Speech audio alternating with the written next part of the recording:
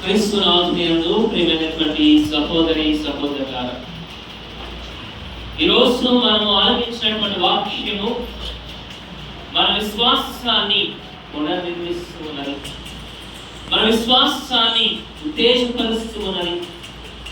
మన విశ్వాస ప్రయాణంలో, మన ఆధ్యాత్మిక విషయాలలో మనం ఏ విధముగా జీవించాలి అన్నది ఈనాటి వాక్యము మరి ముఖ్యంగా మనం విన్నటువంటి సువిశేషణ పట్టణము మనందరికీ కూడా తెలియజేస్తూ ఉన్నది.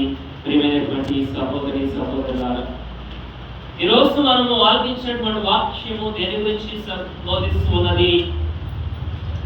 అమ్మావు అనుభవం. ఇక్కడ మనము చదువుకున్నట్లయితే ఇక్కడ ఇద్దరు శిష్యులు యెరూషలేము నుంచి ఎమ్మావు ప్రాంతానికి వెళుతూ ఉన్నారు. అంటే యెరూషలేము దేనికి నిదర్శనముగా ఉన్నది? దేవుని నివాస స్థలం. మన విశ్వాసానికి, దేవుని చేసినటువంటి వాగ్దానాల యొక్క పరిపూర్తికి ఇది నిదర్శనముగా ఉన్నది. అయితే ఇక్కడ ఏం జరుగుతున్నది? ఇక్కడ ఉన్నటువంటి శిష్యులు ఆ యెరూషలేమును వెంటాడి ఎక్కడికి వెళ్ళిపోతూ ఉన్నారు? ఎమ్మావు ప్రాంతానికి వెళ్ళిపోతున్నారు. అంటే ఇక్కడ మనం గమనించినట్లయితే ఇక్కడ యెరూషలేము ప్రాంతంలో ఏమి జరుగుతూ ఉన్నది? యెరూషలేము ప్రాంతంలో నజరేతు నివాసియు యేసుక్రీస్తు ప్రభువు ఆ ప్రాంతంలో గలిలయ అంతటిలో ఆయన తిరుగుతూ పరిచర్యను చేస్తున్నారు. ఆయన పరిచర్యలకు ఆకర్షితులై ఎంతో మంది జనాలు తండోపతండాలుగా ఆయన దగ్గరకు వస్తున్నారు.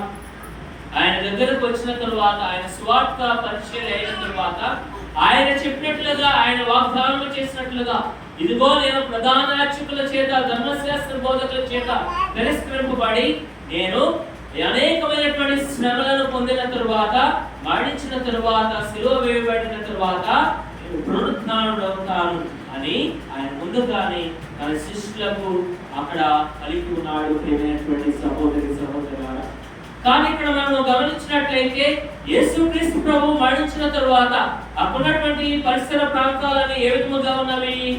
గందరగోళముగా ఉంటూ ఉన్నవి, చల్లాచెదురైపోతూ ఉన్నారు. యేసుక్రీస్తు ప్రభువును అనుసరించినటువంటి వారు చల్లాచెదురైపోతూ ఉన్నారు.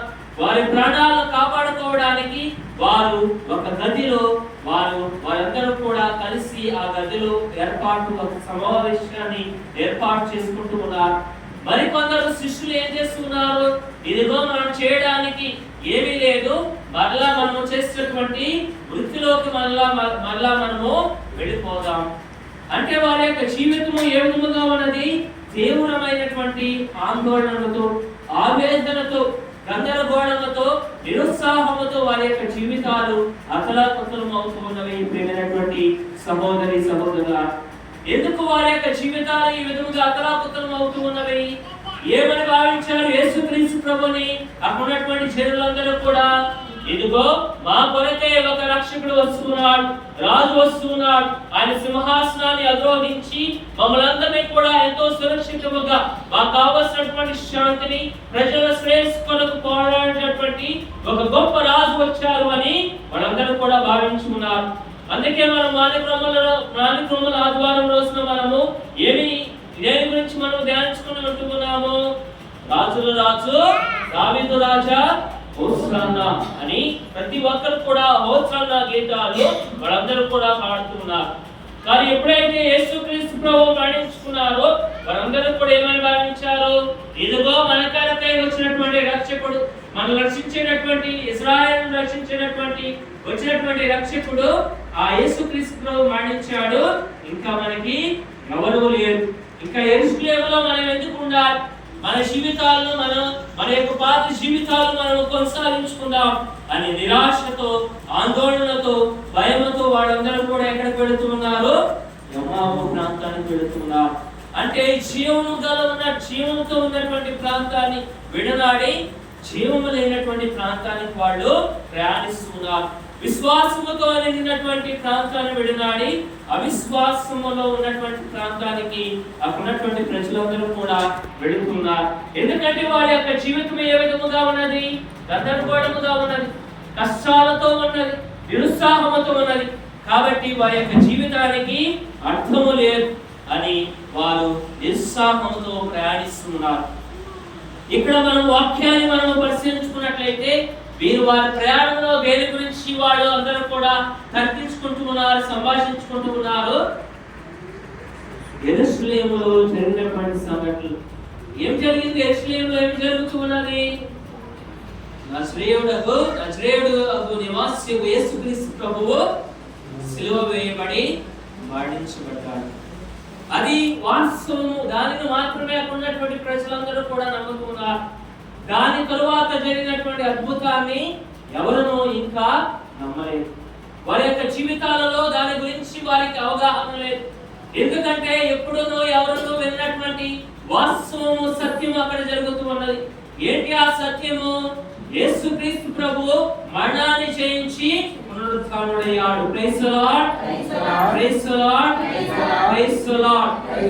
ఏ మానవుడికి జరిగినటువంటి ఒక అద్భుతము యేసుక్రీస్తు ప్రభువుకి, దేవుని కుమారుడికి జరుగుతూ ఉన్నది. ప్రియమైనటువంటి సహోదరి సహోదరులారా, అందుకే అక్కడ ఉన్నటువంటి ప్రజలందరూ కూడా ఏమని చెప్తూ ఉన్నారు? వారి యొక్క మార్గ మధ్యంలో ఏమని సంభాషించుకుంటూ పోతూ ఉన్నారు? ఇదిగో నజరేతుడగు నివాసి యేసుక్రీస్తు ప్రభువు ఈ ప్రాంతంలో నివసించి ఉన్నారు. ఆయన ప్రధాన యాజకుల చేత, ధర్మశాస్త్ర బోధకుల చేత తిరస్కరింపబడి ఆయన మరణం పొంది ఆయన పునరుత్థానుడయ్యాడు అని వాళ్ళు మాట్లాడుకుంటూ వెళ్తున్నటువంటి సమయంలో వారితో పాటు ఒక తెలియనటువంటి వ్యక్తి వారి ప్రయాణంలో వాళ్ళలో ఒక వ్యక్తిగా ఆయన ప్రయాణిస్తున్నాడు. ఏ ప్రాంతానికి వెళ్తున్నారు? వాళ్ళందరూ కూడా ఎమ్మావు ప్రాంతానికి వెళ్తున్నారు. అయితే ఈ వ్యక్తి అక్కడ ఉన్నటువంటి ఇద్దరు సంభాషించుకుని వెళ్తున్నటువంటి ఇద్దరు వ్యక్తులతో ఆయన అంటున్నారు, దేని గురించి మీరు మాట్లాడుకుంటున్నారు? దేని గురించి మీరు సంభాషించుకుంటూ ఉన్నారు? దేని గురించి మీరు తర్కించుకుంటూ ఉన్నారు, చర్చించుకుంటూ ఉన్నారు అని అడిగినప్పుడు వాళ్ళిద్దరు ఏమంటున్నారు? అయ్యా, ఈ ప్రాంతానికి నీవు కొత్తవాడవా? ఈ ప్రాంతంలో ఏమి జరిగినారో నీకు తెలియదా? ఈ ప్రాంతంలో ఉన్నటువంటి ప్రతి ఒక్కరికి కూడా నజరేయుడగు యేసుక్రీస్తు ప్రభు ఇశ్రాయేలును రక్షిస్తాడు అని భావించి ఉన్నాడు. కానీ ఆయన మరణించి ఉన్నాడు అని ఎప్పుడైతే వారిలో ఉన్నటువంటి సందేహాన్ని వారు వెలువచ్చుతూ ఉన్నారో, యేసుక్రీస్తు ప్రభు ఆ సమయంలో వారిలో ఉన్నటువంటి సందేహాలు, వారికి ఏదైతే ఏ విషయం అయితే అర్థం కాలేదో ఆ వాక్యాలన్నీ కూడా ఏ విధముగా ఆయన విశ్లేషిస్తూ ఉన్నారు? దేవుళ్ళ ఈ యొక్క వాక్యానుసారముగా వారి యొక్క హృదయాలను ప్రజ్వలింపజేస్తున్నాడు. వారిలో ఉన్నటువంటి అజ్ఞానమును తీసివేస్తున్నాడు. వారికి అర్థం కానటువంటి విషయాలను వారు నడిచేటువంటి ప్రయాణంలో వారందరికీ కూడా వివరించి తెలియచేస్తున్నాడు. ప్రియమైనటువంటి సహోదరి సహోదరులారా, మరి మనందరము కూడా ఇక్కడ చదువుకుందాం. ఒకసారి మనము 20వ వచనము, లూకా సువార్త 24వ అధ్యాయం 20వ వచనం నుంచి 22వ వచనం వరకు ఒకసారి చదువుకుందాం. మన ప్రధాన యాజకులు, అధిపతులు ఆయనను మరణదండనకు అప్పగించి సిలువ వేసిరి. అయితే ఆయనయే ఇశ్రాయేలీయులను రక్షించునని మేము ఆశతో ఉంటిమి. ఈ సంగతులు జరిగినేటికి 3 దినములాయెను.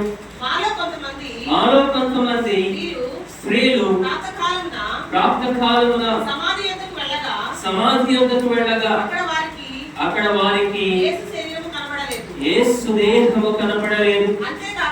అంతేకాకుండా వారికి దేవదూతలు ప్రత్యక్షమై ఆయన సజీవుడని చెప్పినట్లుగా వారు వచ్చి చెప్పి మమ్ము ఆశ్చర్యపరిచి. ఇక్కడ ఏం జరుగుతున్నది? ఇక్కడ వారికి అక్కడ జరిగినటువంటి సంఘటనలన్నింటినీ తెలియనటువంటి వ్యక్తికి వాళ్ళందరూ కూడా తెలియజేస్తున్నారు. కానీ ఇక్కడ వారి యొక్క జీవితాలు ఏ విధముగా ఉన్నవి? నిరాశ నిస్పృహలతో ఉన్నవి. వారి యొక్క జీవితాలు, వారి యొక్క రక్షకుడు లేడు అనేటటువంటి భయాందోళనతో వారందరూ కూడా దుఃఖిస్తూ ఉన్నారు, ఏడుస్తూ ఉన్నారు. ప్రియమైనటువంటి సహోదరి సహోదరులారా, అటువంటి తరుణంలో, వారి నిరుత్సాహంలో ఉన్నటువంటి తరుణంలో యేసుక్రీస్తు ప్రభు ఒక తెలియనటువంటి వ్యక్తిగా వారితో ప్రయాణిస్తున్నాడు. మరి మన జీవితాలలో కూడా యేసుక్రీస్తు ప్రభు మనం కష్టాల్లో ఉన్నప్పుడు, వ్యాధి బాధలో ఉన్నప్పుడు, నిరుత్సాహంలో ఉన్నప్పుడు దేవుడు తప్పక మనతో ప్రయాణం చేస్తుంటాడు. మనం కష్టాల్లో ఉన్నామని మనము కునిగిపోకూడదు. మనము కృషించిపోకూడదు. దేవుడు తప్పక ఆదుకుంటాడు. మనల్ని ఆదుకునేది ఆ దేవుడే అని మనందరము కూడా విశ్వసించాలి. ప్రియమైనటువంటి సహోదరి సహోదరులారా, మరి మనందరము కూడా ఒకసారి సామెతల గ్రంథం 17వ అధ్యాయం 22వ వచనం ఒకసారి చదువుకుందాం. సామెతల గ్రంథము 17వ అధ్యాయము 22వ వచనము. సంతోష హృదయము మందువలే ఆరోగ్యమును చేకూర్చును. విషాద స్వభావము ఆరోగ్యమును నాశనము చేయను. మన జీవితాలలో ఎప్పుడైతే మనకి భయాందోళనతో దుఃఖముతో మనము కష్టాలలో మనము భయభ్రాంతులు అవుతూ ఉంటామో, దాని గురించి మనము పదే దాని గురించి మనము ఎప్పుడైతే ఆలోచిస్తూ ఉంటామో మన జీవితం ఏమవుతూ ఉంటది? మన జీవితము నాశనం అవుతున్నది. అందుకే పరిశుద్ధ గ్రంథంలో ఏమని రాయబడుతున్నది? విషాద స్వభావము ఆరోగ్యమును నాశనము చేయను. మన కుటుంబంలో ఏదైనా బాధతో మనము దాని గురించి పదే సార్లు దాని గురించి మనము ఆలోచించినప్పుడు ఏం జరుగుతూ ఉంటది? మన జీవితమే, మన ఆరోగ్యమే పాడవుతూ ఉంటుంది. ప్రియమైనటువంటి సహోదరి సహోదరుల, ఎన్ని కష్టాలు వచ్చినా గానీ, ఎన్ని బాధలు వచ్చినా గానీ ఎవరు మనతో ఉంటాడు? దేవుడు సదా మనతో ఉంటాడు అనేటటువంటి విశ్వాసము ప్రతి ఒక్కరిలో కూడా ఉండాలి. మరి ఆనాడు మరి అమావో ప్రాంతానికి వెళుతున్నటువంటి ఇద్దరి యొక్క శిష్యుల యొక్క జీవితం ఏ విధముగా ఉన్నది? వారి జీవితము కూడా అర్ధరహితముగా ఉన్నది. వారి జీవితము ఏం చేయాలో తెలియక వారి పాత జీవితాన్ని వారు కొనసాగించుకోవడానికి వారి అమావో ప్రాంతానికి వెళుతూ ఉన్నారు. వారి ఒంటరి జీవితంలో వారి యొక్క జీవితము ఒంటరిగా ఉంటున్నారు. అటువంటి సమయంలో యేసుక్రీస్తు ప్రభువు వారి జీవితాలలోకి వస్తున్నాడు. వారి జీవితాలను మారుస్తున్నాడు. అక్కడ జరిగినటువంటి సంఘటనలన్నింటినీ విన్న తరువాత వారి కథను దేవుడు వింటూ ఉన్నాడు. మొట్టమొదటి ఏం చేస్తూ ఉన్నాడు? దేవుడు వారి కథను వింటూ ఉన్నాడు. అందుకే మనము చక్కని పాట పాడుకుంటాం.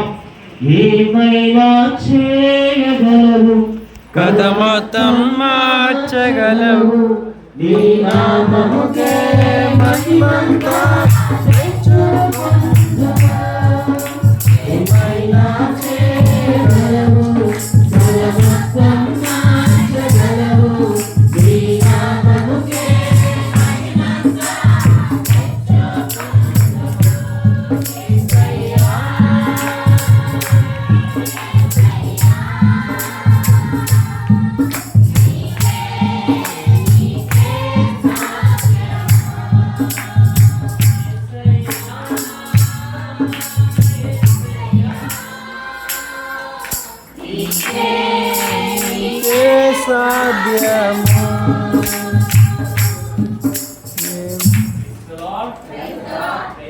Praise the Lord.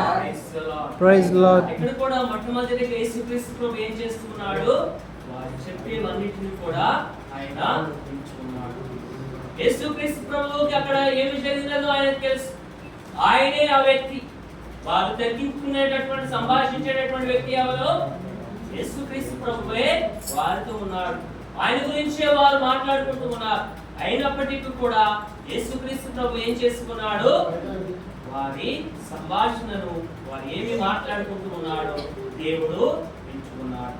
అంటే మన జీవితాలలో కూడా మనము దేవుని దగ్గరికి వెళ్ళి మన యొక్క జీవిత స్థితిగతుల గురించి, మన జీవిత అనుదినములో మన యొక్క జీవితంలో జరిగేటటువంటి ఏ విషయమో దేవుడికి చెప్పినా గానీ దేవుడు ఖచ్చితంగా వింటాడు. Praise the lord. Praise the lord. Praise the lord. Praise the lord. Praise the lord. Praise the lord. మరి మొట్టమొదటిగా ఆయన చెప్పిన ఆ మాటలు విన్న తర్వాత ఏమంటూ ఉన్నాడు ఒకసారి మనము ఆలకిద్దాం. లూకా సువార్త 24వ అధ్యాయం 25వ వచనం ఒకసారి చదువుకుందాం. అప్పుడు యేసు ఆ ఇద్దరితో, ఓ అవివేకులారా, ప్రవక్త వచనములన్నిటిని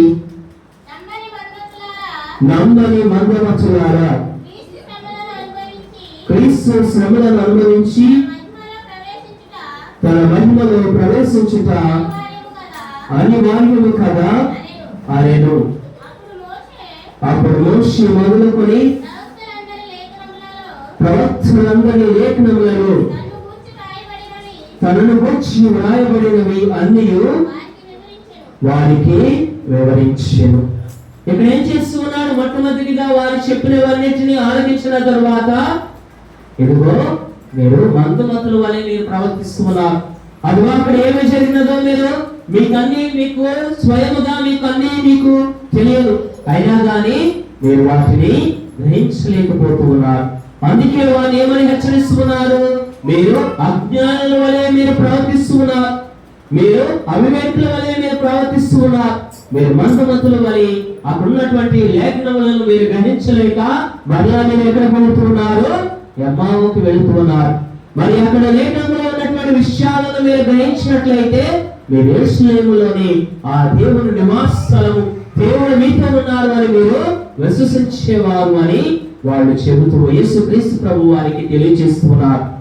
అయినప్పటికీ వారు ఇంకా గ్రహించలేనప్పుడు వాళ్ళందరూ కూడా ఏమంటూ ఉన్నారు? ఇదిగో సాయంకాలం అవుతున్నది, సంధ్య వేళ అవుతున్నది, ప్రొద్దుపోయి ఉన్నది, ఈ సమయంలో నీవు ఎక్కడికి వెళతావో మాతో ఉండిపో, ఇవో మాతో ఉండిపో అని చెప్పినప్పుడు యేసుక్రీస్తు ప్రభువు వారితో ఉండి ఏం చేస్తున్నాడు? ఆయన రొట్టెను తీసుకొని తుడిచి దాన్ని ఆశీర్వదించినప్పుడు వారి యొక్క హృదయములు ప్రచురిల్లారు, వారికి కనువిప్పు కలిగాను. Praise the lord, praise the lord, praise the Lord. చక్కని పాట ఉంటున్నది. ప్రొద్దువారిపోయినది దేవా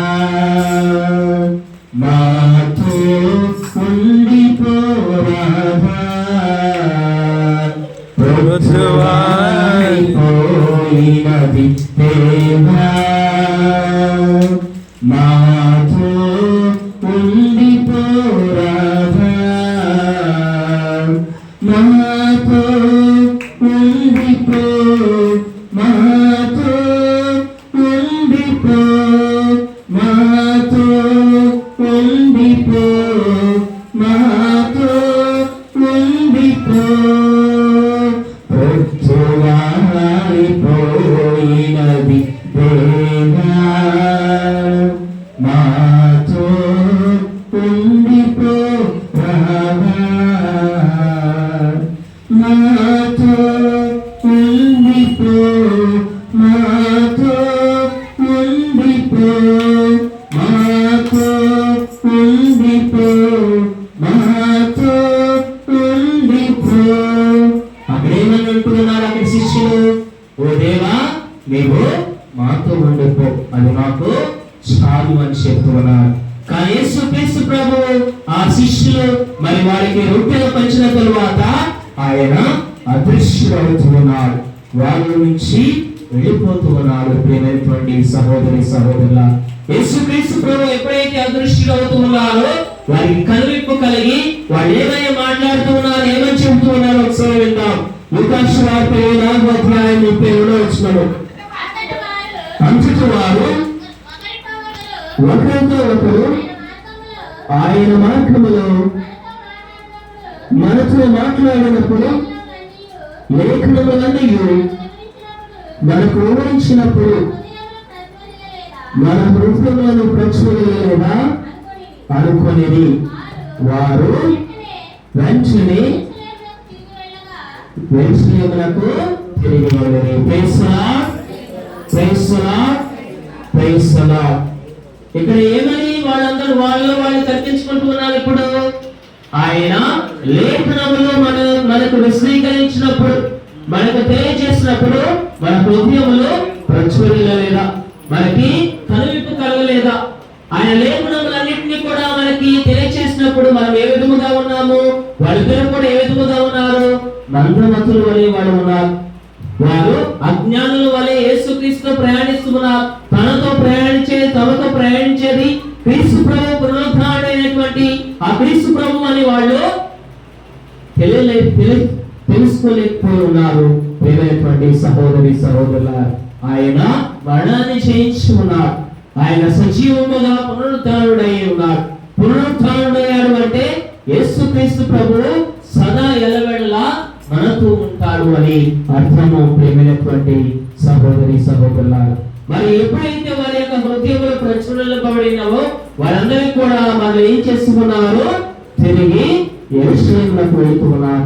వాళ్ళు ఎక్కడి నుంచి ఎక్కడికి బయలుదేరారు? యెరూషలేము నుంచి ఎమ్మావుకు బయలుదేరారు. కానీ ఎప్పుడైతే యేసుక్రీస్తు ప్రభు వారికి అక్కడున్నటువంటి లేఖనములన్నింటినీ పరిపూర్తిగా వారికి వివరించి తెలియజేస్తున్నారో, తమతో ప్రయాణించినది క్రీస్తు ప్రభువే, ఆయన పునరుత్థానమైనటువంటి క్రీస్తు ప్రభువే అని వారు విశ్వసించుకున్నారు.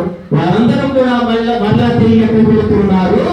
యెరూషలేమునకు వెళుతున్నారు. అంటే దేవుని దగ్గరకు వెళుతున్నారు.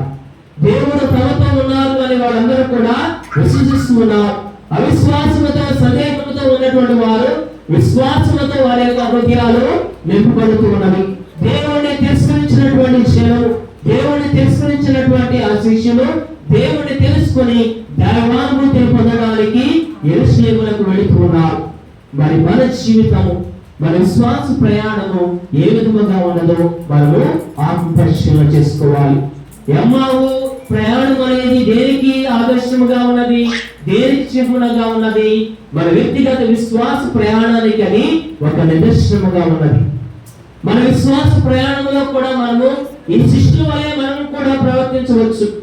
మన జీవితంలో, మన కష్టాలలో, మన భయంలో, మన ఆందోళనలు మనకి ఎప్పుడైతే వస్తూ ఉంటూ ఉన్నావో మన జీవితాలలో కూడా అయ్యా దేవుడు మనల్ని విడనాడాడు అని మనము చాలా సార్లు మన జీవితాలలో మనము భావించవచ్చు. కానీ అటువంటి క్షణాల్లో కూడా దేవుడు ఏమని అభయమిస్తూ ఉన్నాడు? నేను సదా మీతో ఉంటాను, మీ కన్నీరును తుడిచేటటువంటి దేవుడను నేనేనని దేవుడు మనకి అభయమిస్తున్నాడు. ఈ రోజు మనకి దేవుడు ఇటువంటి అనుభవాన్ని మన యొక్క జీవితాలలో మనకి దయచేయాలి అంటే మనము మన సృష్టికర్త అయినటువంటి ఆ దేవుణ్ణి ఎగవేళలా విశ్వసించాలి. అందుకే మనం ఒక చిన్న పాటను పాడుకుంటాం. నన్ను సృష్టించిన దైవం, నేనే సృష్టించిన దైవం, నేనే సృష్టించిన దైవం, నేనే నిన్ను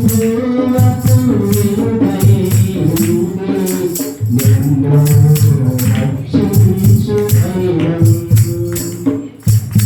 నేనే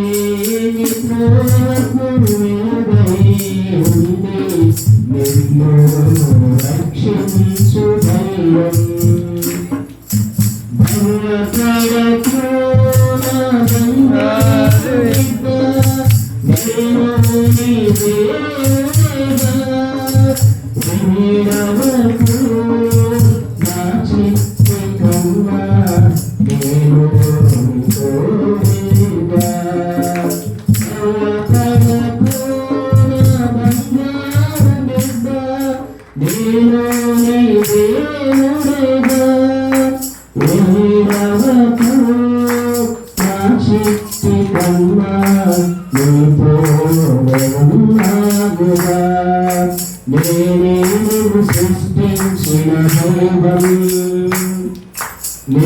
రక్షించు దైవం.